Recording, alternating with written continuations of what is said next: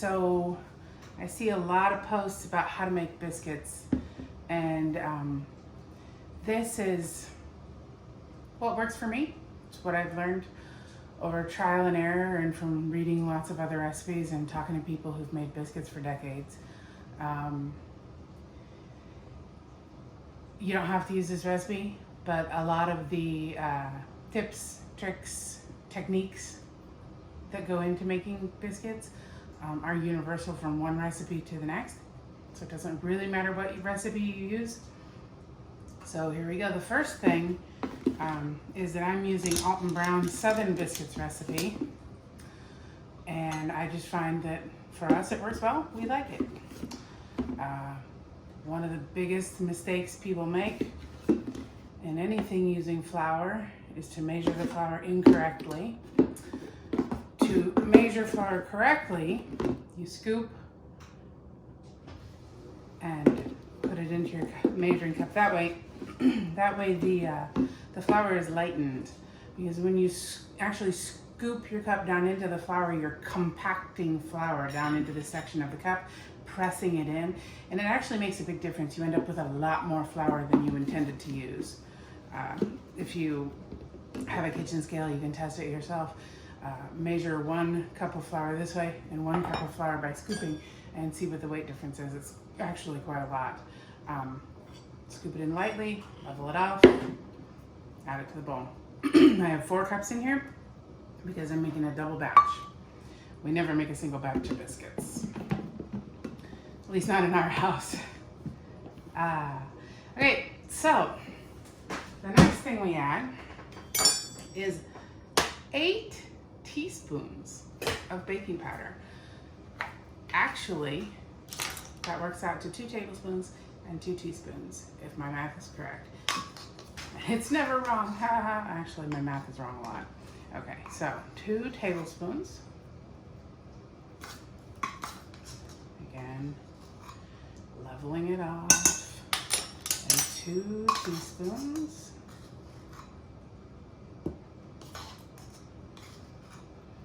It also calls for double batch, it will be 1/2 teaspoon of baking soda. Might surprise you. Maybe a lot of people think biscuits only have baking powder in them, but the baking soda has a chemical reaction with the baking powder and the buttermilk and makes it even lighter. So baking soda. This recipe calls for 3/4 of a teaspoon of salt. Double that, 1.5. Sounds like a lot. I use kosher salt. That's what the recipe calls for. Kosher salt is actually double the volume of table salt for the amount of salinity. I don't know the best way to say that. 1.5 teaspoons of table salt of kosher salt. Pardon me. 1.5 teaspoons of kosher salt is the equivalent of 3/4 of a teaspoon of table salt. So if you're using table salt, you'd cut the amount of salt in half.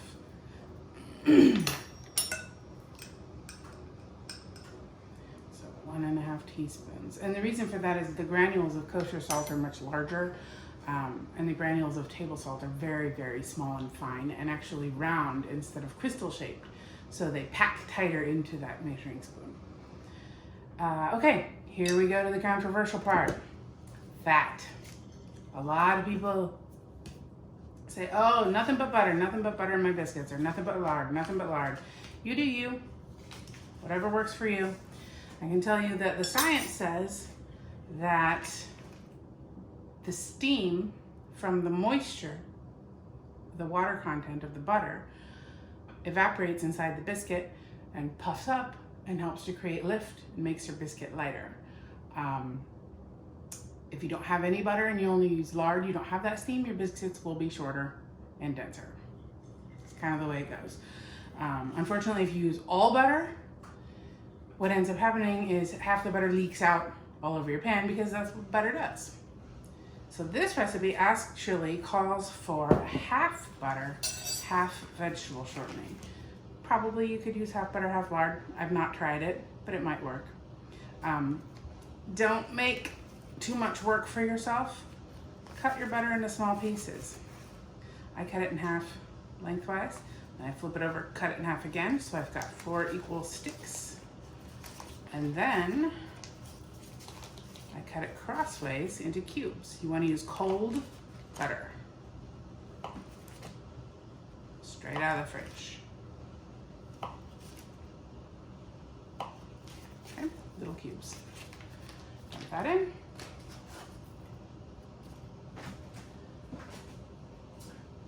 Probably I should have whisked the dry ingredients. Same as sifting, just to combine them. I didn't. I don't think it's gonna make that big difference. I think it'll be fine. Pastry cutter. You can do this with a couple of butter knives. Not quite as easy, not quite as fun. This is much faster. Don't forget the other fat. 4 tablespoons of vegetable shortening. For this I used Crisco, quite easy. Easily found, cheap to buy. Most people have it in their pantry, no big deal. And then you cut your fat into your flour.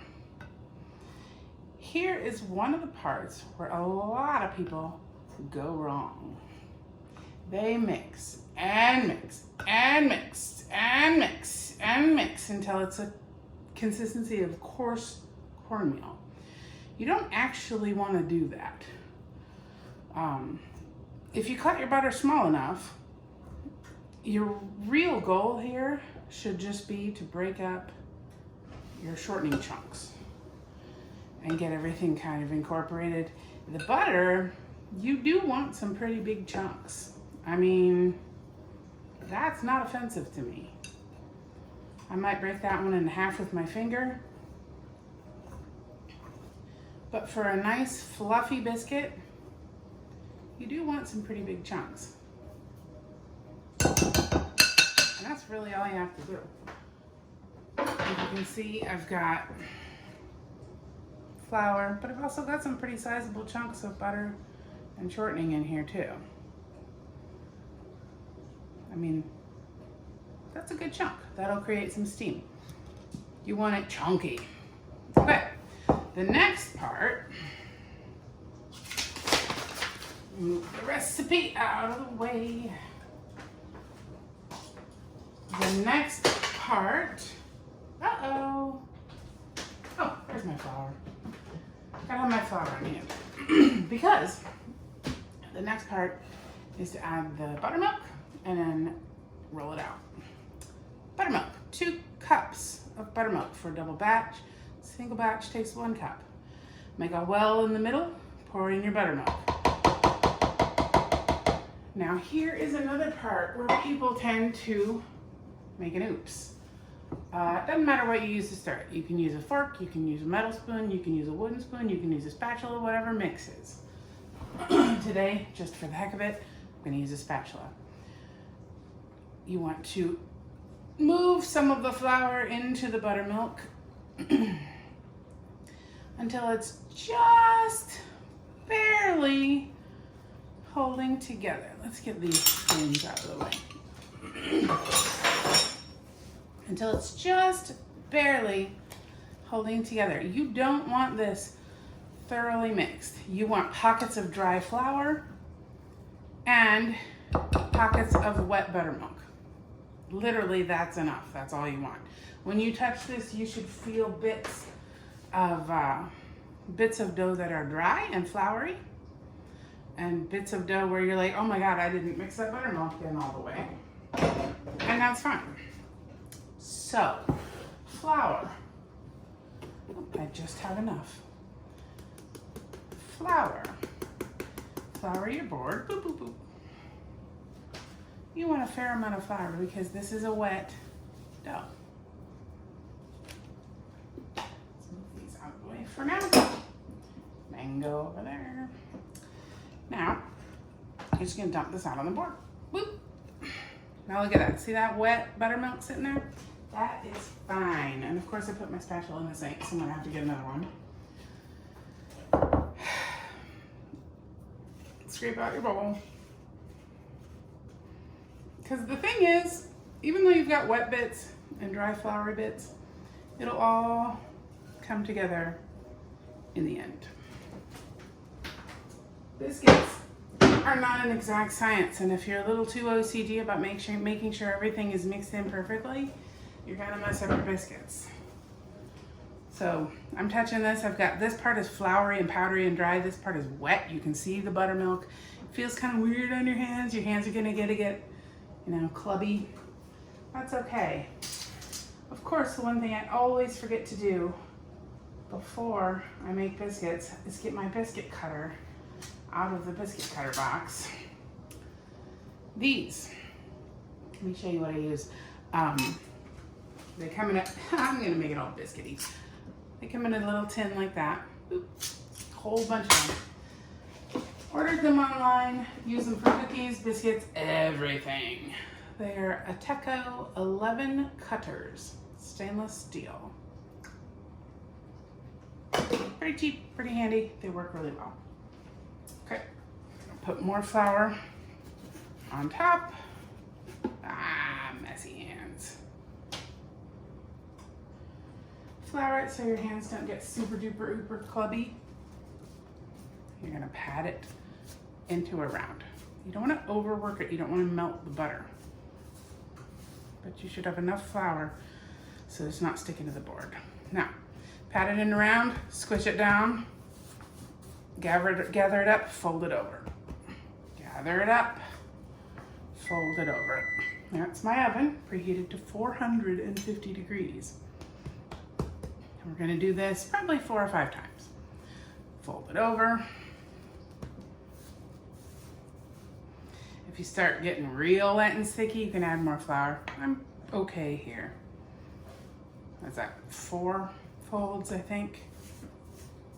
What this does is it sort of kind of creates layers, and it also gets everything mixed together a little more evenly without actually kneading it, because you don't want to knead the dough. You don't want to make it too tough. Okay. That's 5 folds. Looking pretty good. You can feel the lumps of butter in there. You can feel a few more wet pockets. You should have enough flour underneath your dough that you can do this and it's not sticking. If it's sticking, get more flour. Now, here's the other place where a lot of people go wrong. They roll the dough out real thin. If you make a 1/2 inch thick biscuit before baking, it's not gonna puff up to a 2-inch biscuit. You gotta give it some help. Don't roll it out so thin. Leave it pretty thick. I leave my biscuit dough about 1 inch thick, like this. And then I'll cut it, and then I'll cut as many out as I can. And then after I do that, you can pat it back together and roll out some more. I'm gonna use the last little bit of flour I have in my bin to flour this biscuit cutter. Put it right on the edge. Another tip, don't twist as you cut down, because if you twist your cutter as you cut down, you'll seal the edges of the biscuit and then they can't rise. Okay, you're locking them down in place. Press straight down, boop. Straight up, boop. Pop it out of the cutter. And then over here, I have my cast iron skillet. Don't have to use cast iron. I do because, I mean, to be honest with you, I like the crunchy texture on the bottom of the biscuit that you get from a cast iron, but also I like the fact that the fat in the biscuits helps to season my cast iron at 450 degrees in my oven. That's nice too. Another thing you can do, if you want, I'm gonna actually rinse some of this biscuit dough off my hands real quick because they're real clubby with dough.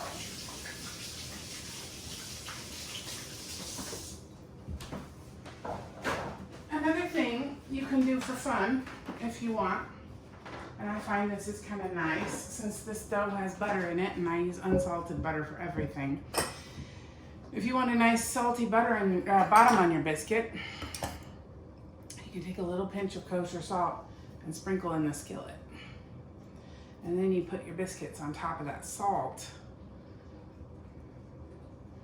And the bottoms get nice and crunchy and salty. You can salt the tops too before you bake them.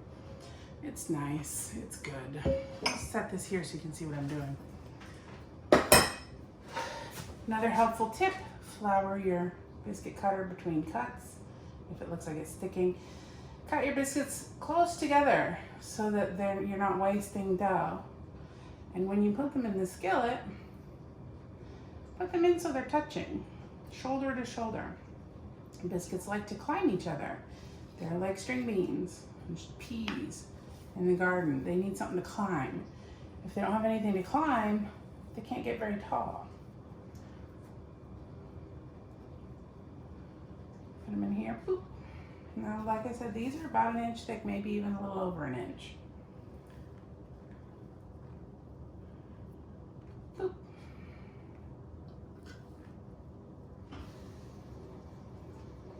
Yeah, see, I'm starting to stick now.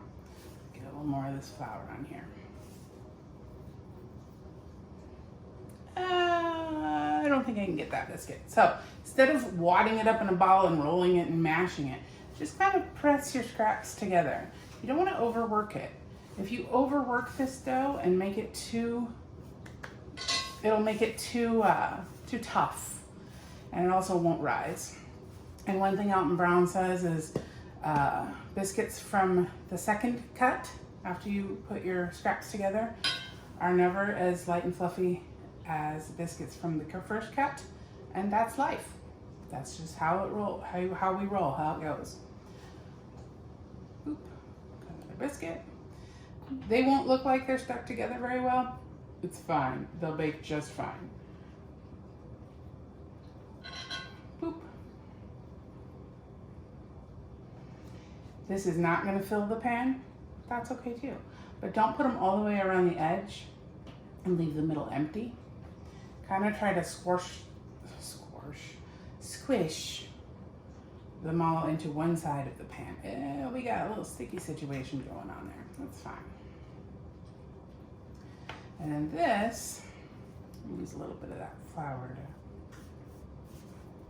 just make sure this last one doesn't stick. This last one, you might not even need to cut. Sometimes I'll just put the biscuit dough inside the cutter to form it and shake it out. There we go. Okay, so it looks like I've got 9 biscuits out of the double batch. I made them a little bigger today.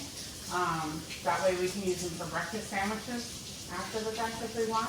You can make them any size you want. You can make them small, you can make them big. If you put them shoulder to shoulder in the pan and about a little over 1 inch thick, they will still cook at about the same rate of time. So it doesn't really matter. Like I said, I like to salt the tops a little. These are going to go into a 450 degree oven for, I don't know, I need to look at the recipe because I'm getting old and I don't remember. 15 to 20 minutes. I find if I pull them out at 15, they're usually not quite done. So I go to the full 20. You may look at this cutting board and think, oh my goodness, what a mess. I'll show you a neat trick for cleaning cutting boards. This, if you put it in your biscuit bowl, fill it up with warm water, let it soak, it'll almost all dissolve. It'll wipe right out. No scrubbing necessary. Gets the biscuit out of the bowl too. Cutting board, however, is a different matter. We have biscuit dough stuck to the cutting board. Easiest way to get that off, metal bench scraper. Not sharp. They call it a pastry cutter. It's not a knife. If you think about pastry dough is very tender. It's very soft. You don't really need a sharp knife to get through it. That's why this is called a pastry cutter. It's also known, or it can be called a dough cutter. I mean, not pastry. Pastry cutter is what we use to blend the biscuits. Dough cutter. Also known as bench scraper because you scrape your bench cutting board. Plastic ones are okay. They don't scrape the cutting board as well. Metal. Got this at a kitchen supply store. I think it was like $3 or $4. Put some good hard pressure on it. Scrape that cutting board.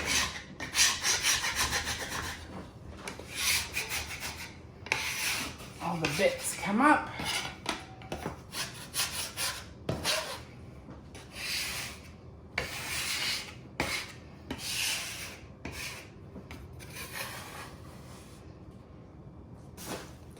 ready to wash. I may have neglected to mention earlier that I use all-purpose unbleached flour. I don't use self-rising flour. I guess probably because the recipe I like doesn't call for it. I just like to add my own leavening, my own baking powder and baking soda. If you do that, make sure that you double check your expiration dates on your baking flour and baking soda because they do expire. And if you're using expired baking powder and baking soda, it won't make you sick, but it will not work as well. Make sure it's fresh. Okay, so our biscuits are done. Timer just beeped. I haven't been checking on them, so I hope they turned out beautiful. And there they are. They're heavy. I should have gotten 2 pot holders. There they are. Set them on a trivet. And some people may disagree with this, but this is how I do it. New fish spatula. I do own more than one. Remove them from the skillet immediately to a cooling rack. If you put them this hot onto a cutting board or a plate, the bottoms will steam and get soggy. But if you leave them in the skillet, the heat, the residual heat, the leftover heat from the skillet will continue to keep them hot and continue to cook them, and they will get dry. They're still pretty hot, but I wanted to show you. This is one of the biscuits. Yum! They're really big. But super nice and flaky, nice and thick. So, yeah, biscuits. Easy.